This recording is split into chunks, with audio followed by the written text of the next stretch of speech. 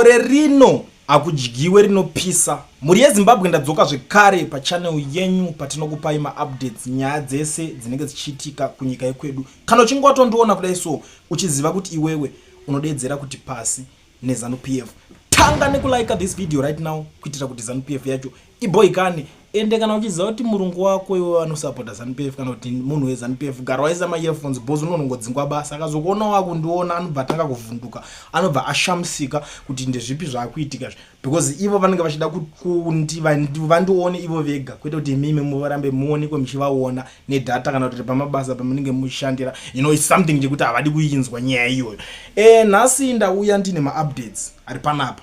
Nyaya dziri kuitika inozongoziva kuti inini ndiri munhu wekuti handigoni kutaura ndichitenderera ndingori munhu wekuti straight to the point tobva tatobudisa dhiri rese riri kutaurika. Pana anonzi comrade Never maswera sei aumana nyaya yekwa Chiwenga iri kunetsa so this guy ambenga achibudisa mapost akawanda ndatone nguva ndichitombomaiginoa kuna vanhu vese vanoswera vari panapa ndokutaurira kuti this guy hangodairire kwaona ndatozodairira nyaya ka ndienda toona kuti yakuenderera kumberi. So pandaona paari kutaura panapa ari kupa tingati kayambiro kuna VP Chiwenga because nyaya iri panapa ndeyekuti vanhu vari kutaura kuti aiwa VP Chiwenga vari kutopa padhuze kudzingwa basa nyaya yacho itori process. So iye ane mabudisiro ari kuita nyaya panapa ari kuti dear Chiwenga, you and 4 other top soldiers are about to be taken out in bioscope fashion. It's coming and it's decisive because you are too slow for Emerson and his boys. The latest core exchange you just had with Mnangagwa was meant to read your mood.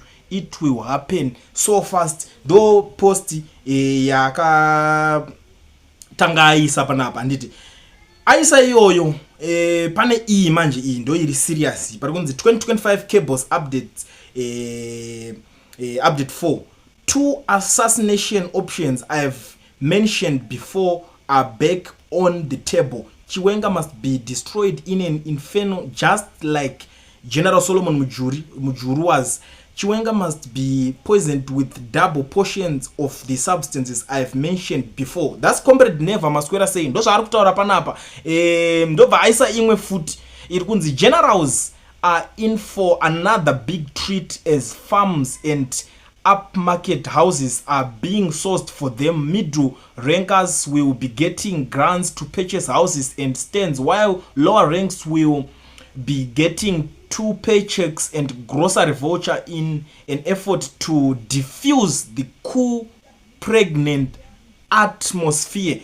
I don't know kuti pregnant atmosphere yekuira apa iri papi atmosphere yekuira unoziva kuti vanhu ava zvakawanda zvinenge zvichingoitika. These guys vakomana vanogara vachitamba neteam range intelligence zvakanyanya saka vari kubvondora madhiri ese vari kufumura zvese zvavanenge vanzwa pasport vanobva vangoya mhanya nazvo kusocial media. Isusu tisu vanhu vacho tobva tatoti machinzwa rechabuda icho kuti vanhu vagare vachiziva zvinhu zvinenge zvichiitika iko zvinenge zvihama dzadiwa handidi kunyeberai ukaona nyaya dzakubuda kudai soka chinhu chamunofanira kuziva ndechekuti there can't be smoke without fire. Ukatoona vanhu vakutoda kudai soka chibva watoziva kuti vakuda kutoita se kuhakana zvemashuwa and these people havasi vanhu vekuti vanotamba pachitauro nyaya imwe chinzi atoningirina zvatogadziriswa kuti atongodzingwa kwangosara stamp chete chichiti nyaya iyoyo asi pari kutaura kunzi kuti vamudzinge panopisa kuti angonzi adzingwa munhu iyeye haadzingwe zvekumhanya ndo nyaya iri kunyazobuda kune vanhu vakasiyana siyana. Unoziva kuti chinoitika nyaya idzi dzinobuda zvinoconfusa. Umwe anobuda achiti akutodzingwa umwe anobuda achiti akutodai so kuti zviconfusike and confusion iyoyo haigadzirwe nemi vanhu muri kunzwa nyaya inotogadzirwa navo vacho ikoko vokubudisirai mainformation 4 akasiyana siyana. Ndosaka pachizodiwa ana nyaya metizhe nesusu kuti titange kudziweka nyaya kunge metsi tobva takuzivisai kuti nyaya chaichayo iripo yakamira yakadai so. Zviri zvamanje rekedzai ndikusiya muchiteerera this certain audio. Pane zvinhu zvekutaura nevanhu nhasi panapa pari kupisa hama dzadiwa. Kana uchingone something to say namba idzodzi ndo basa radzo sendawo yako audio chindudzo zvauri kufunga about anything that is happening in our teapot country. Kana kangomakoririsa varume kanenge koda kuparuka zviri kuitiwa neutungamiriri huri muZimbabwe izvizvi hwava Mnangagwa. Hakuna utungamiriri hwakadaro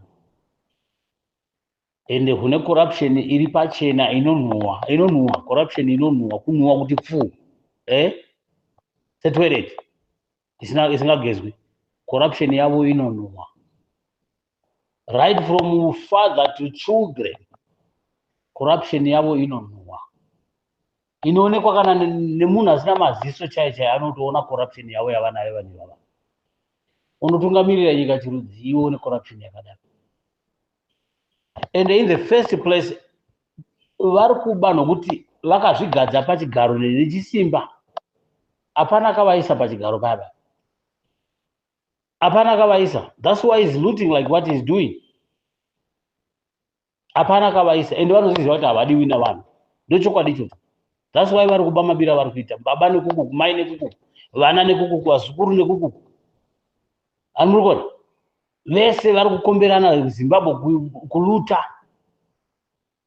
Nemafurenzi nezvimwasungata. Vachiba maresources enyika. Vasafungota ndizvoni tinozviona. Enough is enough, guys. Enough is enough. Let's call a spade a spade. Asi chandoda kutaura ndechekuti kana vakaita mistake yavari kuita iri kutaurwa kuti varoda kudzinga VP Chiwenga. That's a very grave mistake that is trying to do, or which they are planning to do. A very grave mistake. Haungatiwo munhu akakuisa papower iwo ndio munhu waoda kudzinga. Une simba ripi rekumudzinga unaro iwo? Simba ripi? Nokuti unofunga kuti wapresident kuti unodzinga munhu akakuisa papresident kuti unomudzinga basa. He is causing havoc. Unoziva etimes inini ndichiteera hangu zvichitaurwa soka. Handifungi kuti munhu angagwa pacho zvake chaiyo ka. That man is dull. Very dull. Zvokuti hanzi akadzidza izvi akadidi zveintelligence ndo zvaakadzidza zvekuuraya vanhu nekuponda vanhu, assassinating people, ndo zvaanoziva izvi. But upstairs is very dull. Very, very dull. He's a dunderhead, that old man. Hafungi. Pachishona chedu kutamba nematozi pasina mvura. Ndo zvaari kuita izvi. Anofamba akunhuwa mangwana. Risati ravira anenge akunhuwa munhu angagwa. Ndatiri kutaura kudai so. Asatambi nezvaari kuita izvi. He's playing with the fire. If he thinks kuti akadzinga Chiwenga zvese zvavhagwa, that's a grave mistake. Because everybody, all eyes are on him. People have been watching him silently. And every move they were doing, people were watching. They were tracking him. Saka, that's a grave mistake. Akangodzinga VP Chiwenga, that's a grave mistake. And that's the end of the road for him. And his cronies, his children, his whatever, that's the end of the road to them. Believe me not, guys. Mwari havana kuita mistake yekudzosa Chiwenga kuvakafa. Point number one. God knew that this person who liberated Ivan from Mugabe, he must again liberate people from this scenario or from this West dictator. Mugabe was better. Mugabe aikonzereswa zvaita na iye uyu munhu ndiye akanga akaipa uyu. Guys, atidi kurova bwata kaiga mpinyi. Munhu angagwa ndiye akanga achikonzeresa Mugabe kuti asatonge nyika zvakanaka achiinda chinonyepera Mugabe nemachiuraya futi vanhu vese vaive close to Mugabe. Aiuraya, angoita closer to Mugabe, aiuraya. We know everything. We know everything. Hapana tisingazivi. Wese munhu minister aingove auto closer to Mugabe. Munhu angagwa aiponda, aiuraya. We know his dirty tricks. We know everything. Being a foreigner, Bamsoro Peso, he's not a Zimbabwean. He's a foreigner. Guys, we are tired, sick and tired of this. I think I'm a foreigner. That's why I'm because he's a foreigner.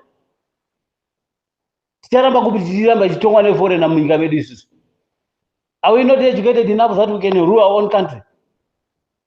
Guys, let's stand up. Let's rise up. Let's open up our eyes.